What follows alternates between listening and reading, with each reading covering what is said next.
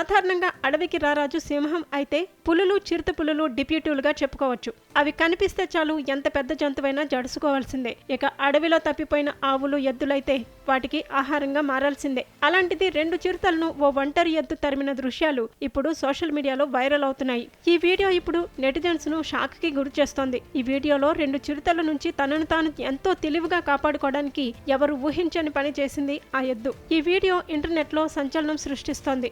Viral అవుతున్న ఈ వీడియోలో అటవీ ప్రాంతంలో ఓ ఎద్దు రోడ్డు పైన నడుచుకుంటూ వెళ్తోంది.